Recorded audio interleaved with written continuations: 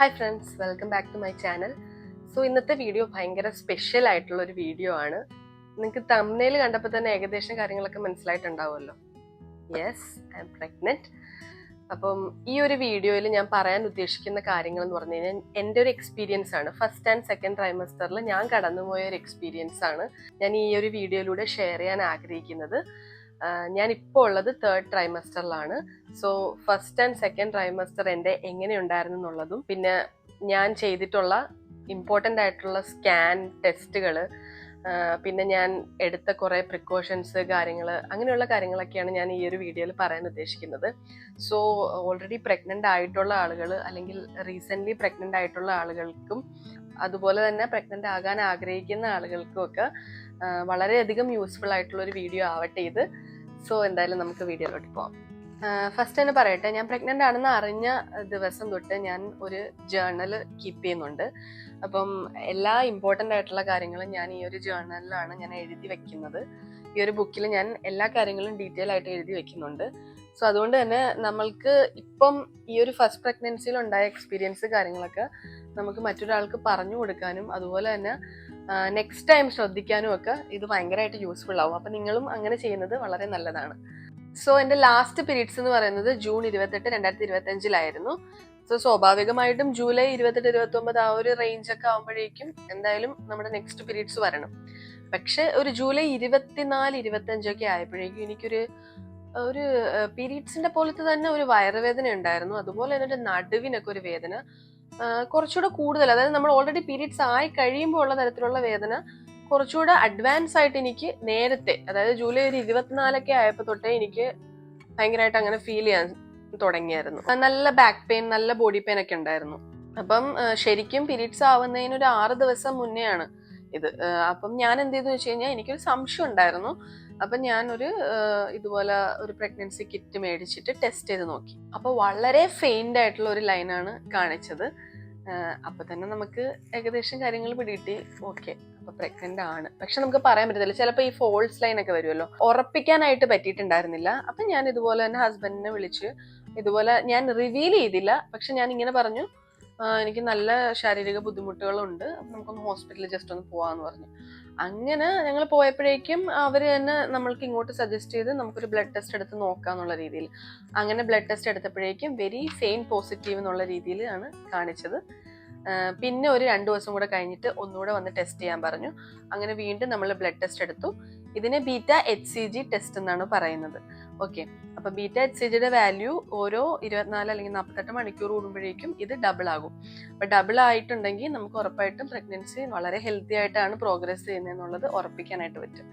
അപ്പം എൻ്റെ ഇതുപോലെ തന്നെ 2 ദിവസം കഴിഞ്ഞിട്ട് നമ്മൾ വീണ്ടും ചെക്ക് ചെയ്തപ്പോഴേക്കും കറക്റ്റായിട്ട് പോസിറ്റീവായിട്ട് തന്നെയാണ് പോകുന്നതെന്നുള്ള രീതിയിൽ അങ്ങനെ നമ്മൾ പ്രഗ്നൻസി കൺഫേം ചെയ്തത് അങ്ങനെയാണ്.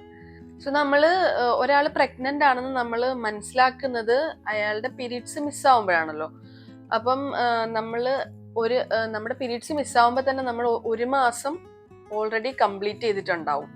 സോ വീക്ക് 4 ആണ്. അപ്പൊ 4th വീക്ക് ഓഫ് പ്രഗ്നൻസിയിലായിരുന്നു ഞാൻ ആ സമയത്ത് എന്ന് പറഞ്ഞു കഴിഞ്ഞാൽ ഇതുപോലെ തന്നെ എനിക്ക് പീരീഡ്സ് ആവുന്നത് പോലത്തെ ചെറിയ ക്രാംസും ചെറിയ അടിവയറ്റിൽ വേദന, അതുപോലെ നടുവേദനയൊക്കെ ഉണ്ടായിരുന്നു. അതായിരുന്നു എൻ്റെ 4th വീക്കിലുള്ള സിംറ്റംസ് എന്ന് പറയുന്നത്. ഓക്കെ, സോ പിന്നെ അതുപോലെ തന്നെ ഭയങ്കര വിശപ്പായിരുന്നു, അതും ഒരു സിംറ്റം ആയിരുന്നു. എനിക്ക് ആ ഒരു ടൈമിൽ എന്ത് കിട്ടിയാലും ഇങ്ങനെ ഭയങ്കരമായിട്ട് വീണ്ടും കഴിക്കണം എന്നുള്ളൊരു ഭയങ്കര ഒരു വിശപ്പുണ്ടായിരുന്നു എനിക്ക് ആ ഒരു ടൈമിൽ. അത് എൻ്റെ ഒരു 4th വീക്കിലെ സിംറ്റം ആയിരുന്നു കേട്ടോ.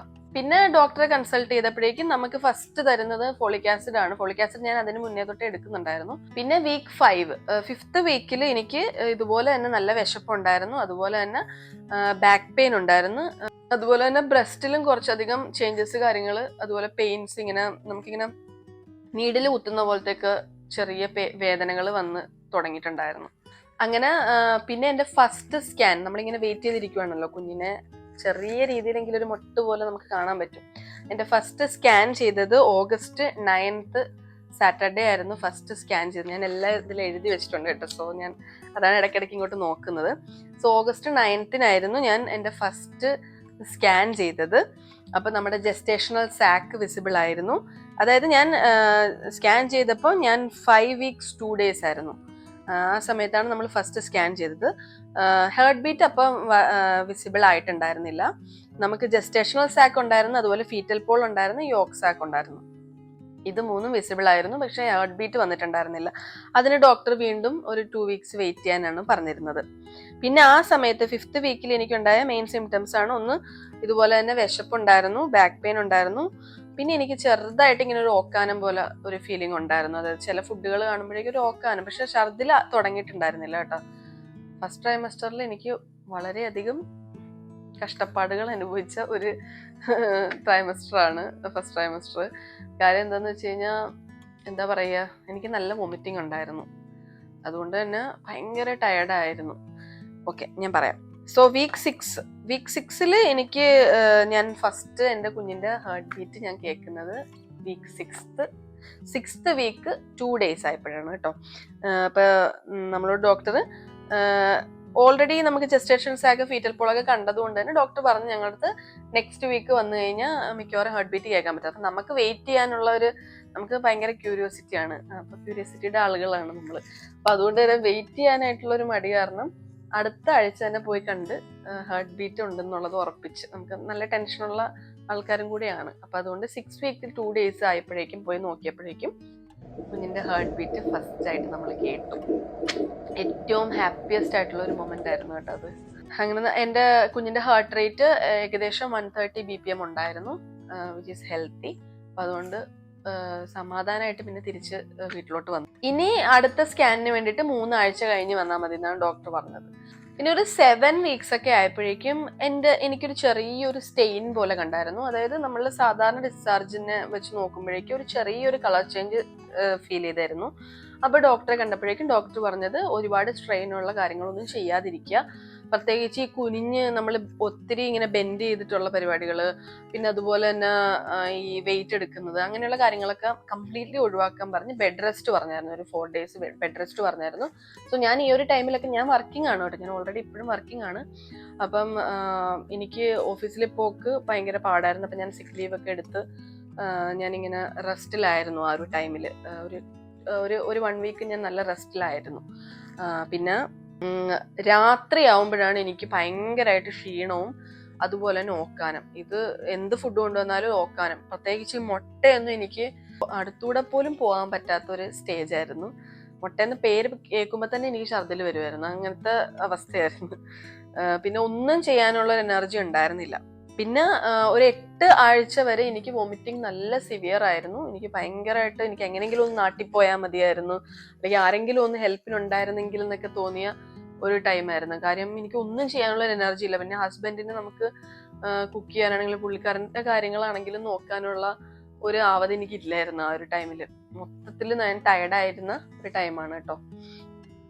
അപ്പോൾ 8 വീക്സ് വരെ എനിക്ക് വോമിറ്റിംഗ് നല്ല സിവിയർ ആയിരുന്നു, ഫറ്റീഗും. പിന്നെ 9 വീക്സ് ഒക്കെ കഴിഞ്ഞപ്പോഴേക്കും നമുക്ക് ഒരു 12 വീക്സ് ഒക്കെ ആകുമ്പോൾ 3 months കഴിയുമല്ലോ. അപ്പൊ എനിക്ക് എങ്ങനെയെങ്കിലും ഒന്ന് നാട്ടിൽ പോയാൽ മതി. കാര്യം ഇങ്ങനെ ഒരു അവസ്ഥയിൽ എനിക്ക് ഹസ്ബൻഡിനാണെങ്കിലും എന്നെ കൂടുതൽ ശ്രദ്ധിക്കാൻ പറ്റത്തില്ല, പുള്ളിക്കാരന് ജോലിക്ക് പോകണം. അപ്പം ഞങ്ങൾ നാട്ടില് ഒരു 1 വീക്ക് ഒരു 2 വീക്സിലേക്ക് നാട്ടിൽ പോയി നിൽക്കാന്നുള്ളൊരു പ്ലാൻ ഇട്ടു. അങ്ങനെ 9th വീക്കൊക്കെ ആയപ്പോഴേക്കും ഞാൻ നാട്ടിൽ പോയി. ഒരു 9th 10th 11th 12 വീക്സ് വരെ എനിക്ക് നല്ല വോമിറ്റിങ്ങും നല്ല ടയർഡ്നെസ്സും കാര്യങ്ങളൊക്കെ ഉണ്ടായിരുന്നു. ഈവൻ ദോ നാട്ടിൽ എത്തിയിട്ട് പോലും ഇവിടത്തെ വെച്ച് കമ്പയർ ചെയ്യുമ്പോഴേക്കും നമ്മൾ നല്ല രീതിയിൽ ഭക്ഷണം കഴിക്കാൻ പറ്റിയെങ്കിൽ പോലും നാട്ടിലും ഭക്ഷണം കഴിച്ചു കഴിഞ്ഞിട്ട് വോമിറ്റിംഗ് ഉണ്ടായിരുന്നു. വോമിറ്റിംഗ് എനിക്കൊരു ഭയങ്കര ഒരു തലവേദന പിടിച്ച പരിപാടിയായിരുന്നു ഈ ഒരു ഫസ്റ്റ് ട്രൈമസ്റ്ററിൽ. എനിക്കിത് ഇപ്പോഴും ഓർക്കുമ്പോൾ എനിക്ക് ഒന്നും പറയാനില്ല. പിന്നെ 11th and 12th week vomiting ഒരു ഇച്ചിരി കുറഞ്ഞു. അതായത് ഞാൻ നാട്ടിൽ തന്നെയാണ് അപ്പം, പക്ഷെ എനിക്ക് ഞാൻ 12th വീക്കൊക്കെ ആയപ്പോഴേക്കും നാട്ടിൽ നിന്ന് തിരിച്ച് ഞാൻ ഇങ്ങോട്ട് പോന്നു. നമുക്ക് NT സ്കാൻ എന്ന് പറഞ്ഞൊരു മേജർ സ്കാനാണ് ഇത് കഴിഞ്ഞിട്ട്. അതായത് നമ്മൾ ഹാർട്ട് ബീറ്റിന്റെ സ്കാൻ കഴിഞ്ഞിട്ട് പിന്നെ നമ്മൾ വരുന്ന ഒരു മേജർ സ്കാനാണ് ഈ 12th വീക്ക് അല്ലെങ്കിൽ 14 വീക്സിനുള്ളിൽ ചെയ്യേണ്ട NT സ്കാൻ എന്ന് പറയുന്നത്. 12 to 14 വീക്സിനുള്ളിൽ നമ്മൾ ചെയ്യേണ്ട വളരെ ഇമ്പോർട്ടൻ്റ് ആയിട്ടുള്ള ഒരു സ്കാനാണ് NT സ്കാൻ എന്ന് പറയുന്നത്. സോ ആ NT സ്കാൻ ചെയ്യാനായിട്ട് ഞാൻ നമ്മളുടെ ഡോക്ടർ ഇവിടെയാണല്ലോ, നമ്മളിപ്പോൾ കാണിക്കുന്നതൊക്കെ ഇവിടെ തന്നെയാണ്, ദുബായിൽ തന്നെയാണ്. ഞാൻ കാണിക്കുന്നത് ആസ്റ്റർ ക്രിസേസിലാണ് കാണിക്കുന്നത്. എൻ്റെ ഡോക്ടർ റബീല ഡോക്ടറാണ്. ഭയങ്കര നല്ലൊരു ഡോക്ടറാണ് കേട്ടോ. അപ്പം ഞാൻ കാണിക്കുന്ന അവിടെയാണ്. അപ്പം നമുക്ക് ഇങ്ങോട്ട് തിരിച്ചു വരണം എന്തായാലും. അപ്പം അതുകൊണ്ട് 12 വീക്സ് ഒക്കെ ആയപ്പോഴേക്കും ഞാൻ ട്രാവൽ ചെയ്ത് തിരിച്ചിങ്ങോട്ട് 11 ആ സമയത്തൊക്കെ എനിക്ക് കുറച്ചുകൂടെ വോമിറ്റിംഗ് കുറഞ്ഞെങ്കിൽ പോലും ഭക്ഷണത്തിനോട് തീരെ ഇൻട്രസ്റ്റ് ഇല്ലായിരുന്നു. ഒരു സാധനം കഴിക്കാൻ എനിക്ക് തോന്നുന്നില്ലായിരുന്നു. എങ്ങനെയെങ്കിലും ഇനി കുഞ്ഞിന് വേണ്ടിയിട്ട് ഇങ്ങനെ കഴിക്കുന്നു എന്നുള്ളത് മാത്രമായിരുന്നു. സത്യം പറഞ്ഞ കാര്യം ഒന്നും കഴിക്കാനുള്ള ഒരു ഇൻട്രസ്റ്റ് ഇല്ലായിരുന്നു. ഓക്കെ, 13th വീക്കൊക്കെ ആയപ്പോഴേക്കും നമ്മുടെ വോമിറ്റിംഗ് നല്ല രീതിയിൽ കുറഞ്ഞു. പിന്നെ കുറച്ചുകൂടെ വിശപ്പൊക്കെ സ്റ്റാർട്ട് ചെയ്ത് തുടങ്ങി. നമ്മൾ സെക്കൻഡ് ട്രൈമസ്റ്ററിലോട്ട് കയറുവാണല്ലോ, അപ്പൊ വിശപ്പൊക്കെ സ്റ്റാർട്ട് ചെയ്ത് തുടങ്ങി. ഞാൻ NT സ്കാൻ ചെയ്തതെന്ന് പറയുന്നത് 13 വീക്സ് 5 days ആയപ്പോഴാണ് ഞാൻ NT സ്കാൻ ചെയ്തത്. ഒരു തരത്തിലുള്ള അബ്നോർമാലിറ്റീസും കാര്യങ്ങളും ഒന്നും ഉണ്ടായിരുന്നില്ല. അതായത് NT സ്കാനിൽ നമ്മൾ കുഞ്ഞിന്റെ മൂവ്മെന്റ് ഒക്കെ നമുക്ക് നന്നായിട്ട് കാണാനായിട്ട് പറ്റും കേട്ടോ. സ്കാനിൽ ഞാൻ ജസ്റ്റ് ഒന്ന് കാണിച്ചു തരാം. അപ്പം ഇതിൽ മെയിൻ ആയിട്ട് മെഷർ ചെയ്യുന്നതെന്ന് വെച്ച് കഴിഞ്ഞാൽ കുഞ്ഞിന്റെ കഴുത്തിന്റെ ബാക്കിൽ ഒരു ഫ്ലൂയിഡ് ഉണ്ട്. അപ്പൊ ആ ഫ്ലൂയിഡിന്റെ വാല്യൂ ആണ് നമ്മൾ മെഷർ ചെയ്യുന്നത് ഡോക്ടർ മെയിൻ ആയിട്ടും. അപ്പൊ ആ ഒരു വാല്യൂ എന്ന് പറയുന്നത് ഇത്ര വാല്യൂവിനേക്കാളും കൂടുതലാണ് എനിക്ക് തോന്നുന്നത്. ഒരു 3 അല്ലെങ്കിൽ 3 സംതിങ് അതിനേക്കാളും കൂടുതലാണെങ്കിൽ ഈ എന്തെങ്കിലും തരത്തിലുള്ള അബ്നോർമാലിറ്റീസ്, ബ്രെയിൻ ഡെവലപ്മെന്റിനൊക്കെ ഉണ്ടാകും. ഈ ഓട്ടിസം പോലെയുള്ള കാര്യങ്ങളൊക്കെ ഉണ്ടല്ലോ, അങ്ങനത്തെ എന്തെങ്കിലും തരത്തിലുള്ള അബ്നോർമാലിറ്റീസ് ഉണ്ടാവാനുള്ള സാധ്യത വളരെയധികം കൂടുതലാണ്. അതുപോലെ തന്നെ കുഞ്ഞിന്റെ വളരെ ഇമ്പോർട്ടൻ്റ് ആയിട്ട് ചെക്ക് ചെയ്യുന്ന ഒരു കാര്യമാണ് നേസൽ ബോൺ. കുഞ്ഞിന്റെ നേസൽ ബോൺ ഉണ്ടാകുന്നുള്ളത് ചെക്ക് ചെയ്യും. അതായത് മൂക്ക്, നമുക്കതൊക്കെ സ്കാനിൽ വളരെ ക്ലിയർ ആയിട്ട് കാണാനായിട്ട് പറ്റും കേട്ടോ. ആ റിപ്പോർട്ടിലാണെങ്കിലും നമുക്കത് ക്ലിയർ ആയിട്ട് മനസ്സിലാവും.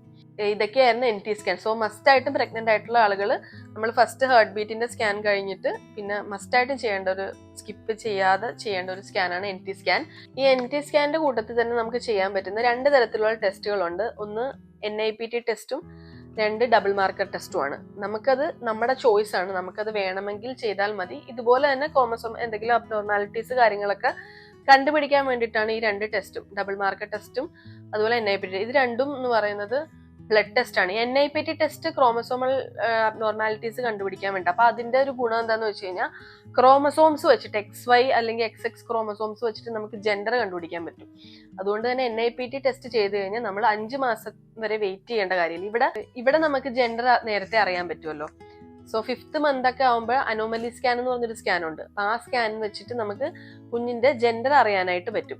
പക്ഷെ ഇത് 3rd month ഇതുപോലെ NIPT എന്ന് പറഞ്ഞൊരു ബ്ലഡ് ടെസ്റ്റ് ഉണ്ട്. ആ ടെസ്റ്റ് വെച്ചിട്ടാണെങ്കിലും നമുക്ക് ജെൻഡർ അറിയാനായിട്ട് പറ്റും.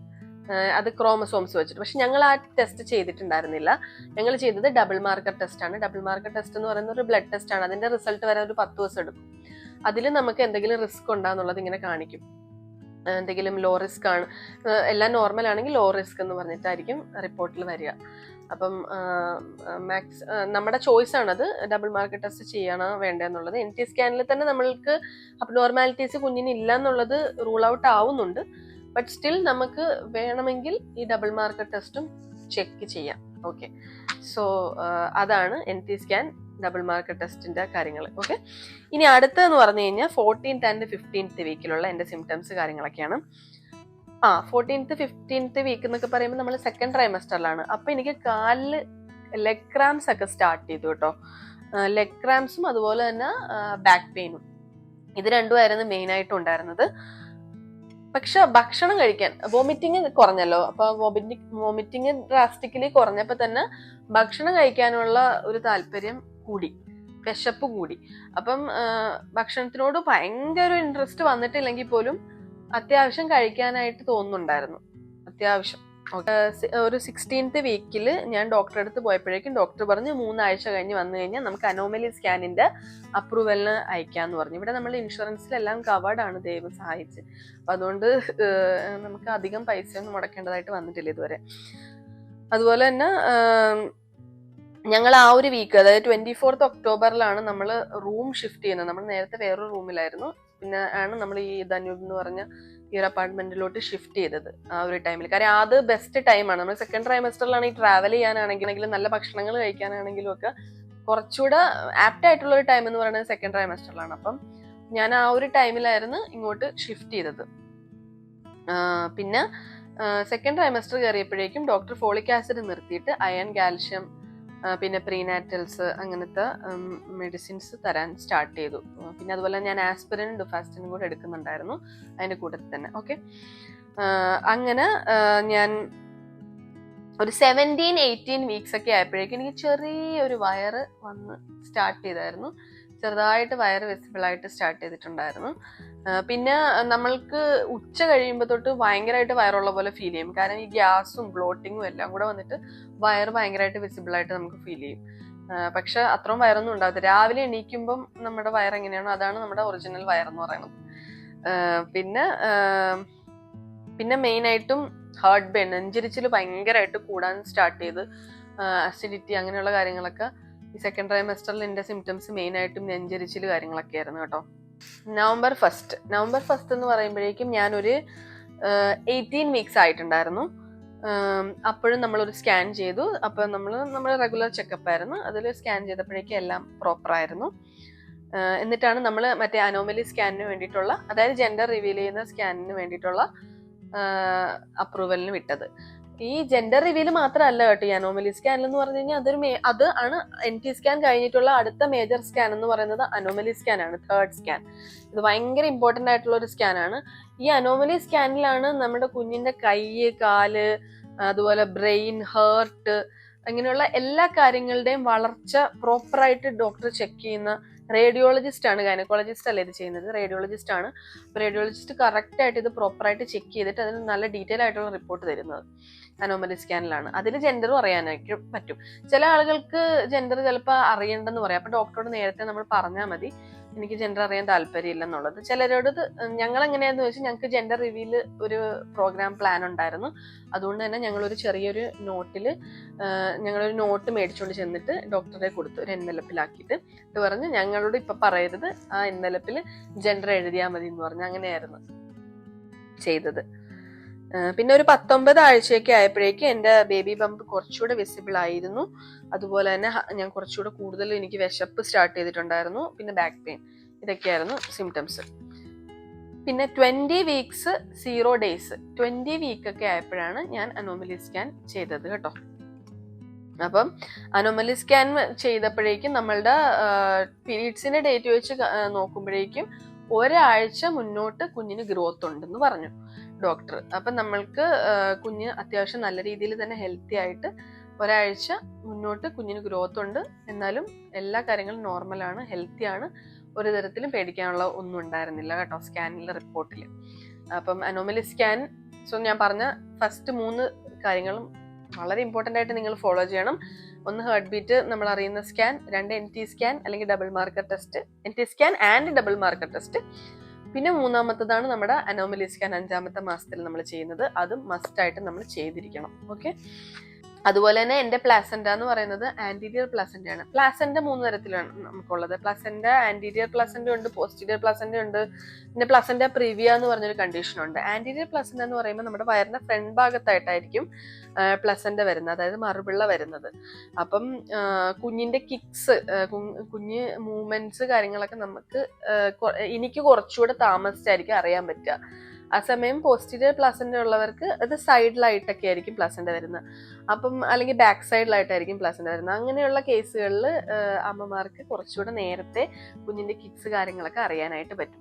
പിന്നെ ഉള്ളതെന്ന് പറഞ്ഞു കഴിഞ്ഞാൽ പ്ലസന്റ പ്രിവിയ എന്ന് പറഞ്ഞൊരു കണ്ടീഷനാണ്. അതായത് നമ്മുടെ സെർവിക്സിന്റെ, നമ്മുടെ ഗർഭാശയത്തിന്റെ അവിടെ അതിങ്ങനെ അടഞ്ഞിങ്ങനെ ഇരിക്കും പ്ലസന്റ പ്രിവിയ. അപ്പൊ അത് കുറച്ച് റിസ്ക് ഉള്ള ഒരു കണ്ടീഷനാണ്. അവിടെ നമുക്ക് മെയിൻ ആയിട്ടും ഡോക്ടർ പറയുന്നത് ബെഡ് റെസ്റ്റ് കാര്യങ്ങളൊക്കെ പറയും. കാര്യം എന്താണെന്ന് വെച്ച് കഴിഞ്ഞാൽ ബ്ലീഡിങ് ഉണ്ടാവാനൊക്കെ ഉള്ള ചാൻസ് ഉണ്ട് കൂടുതൽ സ്ട്രെയിൻ എടുത്തു കഴിഞ്ഞാൽ. അതുപോലെ തന്നെ പ്ലസന്റ പ്രിവിയ ഉള്ളവർക്ക് കൂടുതലും C സെക്ഷനിലോട്ട് പോകാനുള്ള സാധ്യതയൊക്കെ കൂടുതലാണ്. പിന്നെ ചിലപ്പം അത് കണ്ടീഷൻ നമുക്ക് മാറ്റാൻ പറ്റുമായിരിക്കും കുറെ കൂടെയൊക്കെ റിസ്ക് ഇല്ലാത്ത രീതിയിൽ. പക്ഷെ മോസ്റ്റ്ലി അത് ഭയങ്കര ഒരു ഇച്ചിരി റിസ്കി സ്റ്റേജ് ആണത്. പക്ഷെ പേടിക്കാനൊന്നുമില്ല, ഡോക്ടേഴ്സ് എന്താണോ പറയുന്നത് അതുപോലെ തന്നെ നമ്മൾ ഫോളോ ചെയ്യുക. അപ്പം എൻ്റെ ഫസ്റ്റ് എന്ന് പറയുന്നത് ആന്റീരിയർ പ്ലസന്റ് ആണ്. ഇപ്പൊ ഈ റിപ്പോർട്ടൊക്കെ നമുക്ക് കിട്ടുന്നത് അനോമലി സ്കാനിലൂടെയാണ് കേട്ടോ. പിന്നെ ഗ്രോത്ത് നോർമൽ ആയിരുന്നു, എല്ലാ ഓർഗൻസും ഡെവലപ്ഡ് ആയിരുന്നു. അപ്പൊ അങ്ങനെയുള്ള കാര്യങ്ങളൊക്കെയാണ്. പിന്നെ എനിക്ക് കുറച്ച് രക്തക്കുറവുണ്ടായിരുന്നു. അപ്പൊ ഡോക്ടർ പറഞ്ഞായിരുന്നു അയൺ ടാബ്ലറ്റ്സ് കൂടുതൽ കഴിക്കുക, പിന്നെ രക്തം കൂടുന്ന തരത്തിലുള്ള ഭക്ഷണങ്ങൾ കഴിക്കുക. കൂടുതലായിട്ട് ബീട്രൂട്ട് അങ്ങനെയുള്ള ഭക്ഷണങ്ങളൊക്കെ ഇല്ലേ, അതൊക്കെ കഴിക്കുക. പ്രോട്ടീൻ റിച്ച് ആയിട്ടുള്ള ഭക്ഷണങ്ങൾ കൂടുതലായിട്ട് എടുക്കുക. പിന്നെ കുഞ്ഞിന്റെ വെയിറ്റ് നമ്മൾ നോക്കിയായിരുന്നു. കുഞ്ഞിന്റെ വെയിറ്റും പ്രോപ്പറാണ്. ഒരു വളർച്ചയ്ക്കുള്ള വെയിറ്റ് തന്നെ ഉണ്ടായിരുന്നു കേട്ടോ. പിന്നെ 21-23 ആഴ്ച, 21 തൊട്ട് 23 ആഴ്ച ആ ഒരു ടൈമിലൊക്കെ എനിക്ക് നല്ല രീതിയിൽ വയറ് വിസിബിളായി സ്റ്റാർട്ട് ചെയ്തിട്ടുണ്ടായിരുന്നു. പക്ഷെ ഉറക്കം ഡിസ്റ്റർബൻസ് സ്റ്റാർട്ട് ചെയ്തിട്ടുണ്ടായിരുന്നു. കാര്യം എനിക്ക് അടിക്കടി ടോയ്ലറ്റിൽ പോക്കായിരുന്നു.